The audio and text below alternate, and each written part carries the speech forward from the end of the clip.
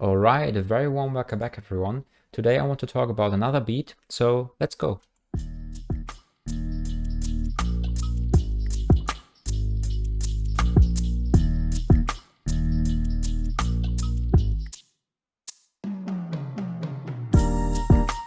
So just for these first bars, we have a conclusion of this intro via this sample, and I took this sample from one of my other songs. But apart from that, we have a drum loop that is just enriched by some rim shots later on and some hi-hats. But this is basically it. We have some rides in there as well, and when we are changing from like verse to chorus and vice versa, or in some other directions, we also have a different part of fill in that is going to be used in these drums. So there is nothing very special here. But apart from that, we already heard some of the melody. We are talking about the melody in just a few seconds. I think we are going to do this first when we are talking about mixing. And we have some other parts here, which is basically just some keys, an arpeggio, some rise and hit, and that's basically it. So let me play through the rest of this and probably also telling you something about what happened here. So we again have two different basses. The first one is the sub bass, which is this one, and then we have a high frequency bass, of course, which is giving you some high frequency information, so you can listen to this bass on multiple speakers or even earphones, headphones, in-ear phones, whatever you have. So now we are in a part which you can think of as a second verse. So apart from the from the E piano we have here, or from the Rhodes we have here, we also have some pad and a pretty standard grand piano, which is playing some lower notes, and also some plinks that will come in the chorus. So basically, this song was conceptualized in a way that I wanted to have some beach stuff again. So I utilized this E piano first, so these Rhodes first, and on the other hand then introduced this pad, which is, if I'm soloing this, which sounds like waves. So in this case I went for this because it introduces this nice character of having some water flowing back and forth, as you would have on a beach. And then to have some enrichment, we have this piano which is playing the low notes, so basically giving some addition to the waves, right? And we also hear the arpeggio here, which is just used in the chorus. So we have the chorus here, and we also have another chorus here, but this one is already faded out. And we also have some nice reverb on there.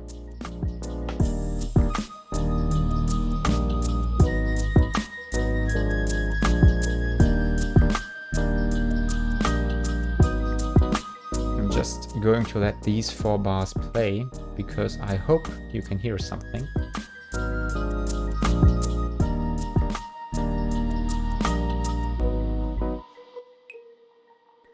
Because probably you already thought this song would be over here. And this is exactly what I wanted to achieve with this. So I just cut the drums off, I cut everything off, but after a little while, in this case after half a bar, we bring some fill in back in again, so we can continue with the song, because otherwise it would be quite short.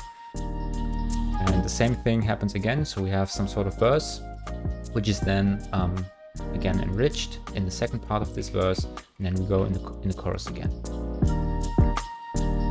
And all the time we have this melody flute, which is just playing, of course, the melody. So, and I think at this point we can just loop and talk about the mixing part. And I think I'm going to do this right to left in this case, not left to right. So we are starting with the melody flute here. And you can see I have quite a number of inserts on here, which is quite unusual for me because I usually do not use that many. And you also see that we have reverb on here. So if I'm soloing this,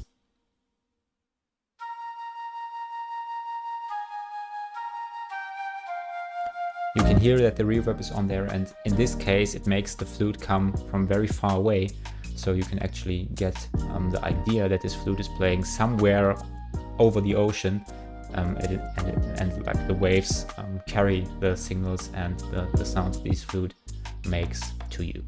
So the first thing we do is some compression.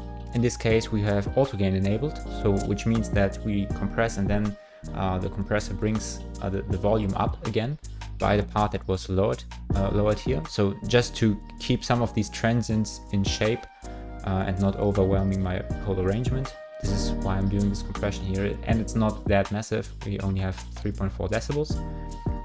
After this, we have a low cut, just to get rid of all of these low information, which I do not need in the flute because my bass is playing them. Then we have some resonance frequencies, which are taken out here, so to make the flute less aggressive. And this is also done for the multiband compressor here, which is just compressing on the mid part of the signal here, just to make, again, the flutes not that aggressive anymore. So I do not have to apply compressing over the whole signal, but only on those parts that are really bothering me. And afterwards, I found it a pretty nice technique to utilize a de-esser, because especially in the parts where the flute is playing very high, so for example here, there are some frequencies that stick out, so I can use the de-esser to tame them a little bit. You cannot see this here because this is actually very rare that this happens, but in these situations we have like the taming of the frequencies there. So then let's go to the next one. The rise and hit that you actually didn't hear because I just talked over it, so maybe let's bring it in here.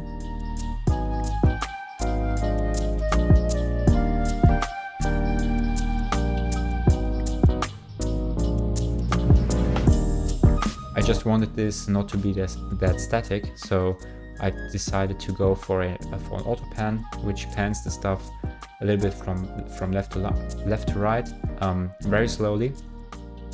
Then we have our arpeggio, which I already mentioned has some reverb on there, and also utilizes the Haas effect, which is making the stereo signal even wider.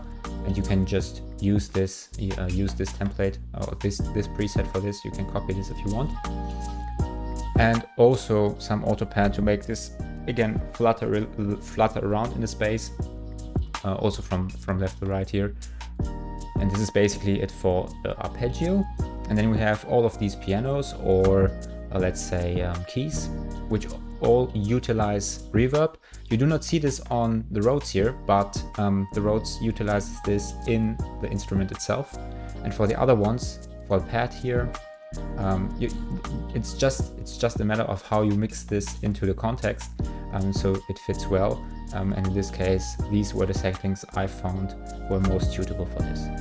So we had the obligatory low cut here, and for this piano, for the basic piano, the grand piano, I did some things that made it stick out well in the context. So I tamed the mid frequencies around here because they were a little bit boxy, but then I extended the side image of frequencies of high frequencies, in this case 3K, but also at 300K. And this is quite an unusual thing to do, because usually you wouldn't boost the side frequencies here, but I found that this brings the piano out even more, so like makes the piano even wider, and this is why I went for this.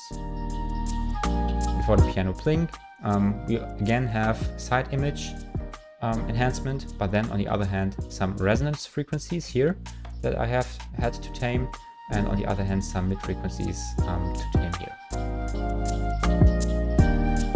For the bass, there isn't much happening. For the sub bass, we again have a cut at 25, but then also some mid boostment in like, let's say 60 Hz, because the fundamental of this bass was around there. So I decided to boost this a little bit, make it a little bit punchier. And for the high frequency bass, which is essentially not playing in the same, not necessarily playing in the same region as the sub bass would. So you see here that we have 235 or 164 as the fundamental here, but still I wanted that this bass does not get into trouble with my sub bass, so I made it mono at 80 Hz and down, and just cut it completely at 25, and then boosted the mid frequencies for the fundamental here, and also for some warmth in the 1.7 kHz area. Afterwards, I applied some chorus from native instruments. In this case, I chose the universal preset and played around with the parameters a little bit to come up with something I liked. And after this, we basically only have to take care of the drums. So for the reverb first, we have a reverb that is cutting the lows. So meaning that my kick will not be that present in this reverb and not get that much reverb because of course we are talking about the mono part here of the single, so it doesn't need that much reverb. For the lo-fi drums, so first for the other parts of the drums, they all get some sort of reverb, but these lo-fi drums, so basically these little fill-ins I played here, do not get reverb from my effect track, but from a preset, from a plugin on the track itself. And I've done this because I wanted that the lo-fi, that this fill-in stands out more in a sense that it doesn't fit into the arrangement. So you as a listener get the impression that something's changing. So I decided to go with a different part of reverb, and this is one of the reasons why I chose it here. And also we have some amp simulator to make these drums a little bit beefier, and this is basically all that happens.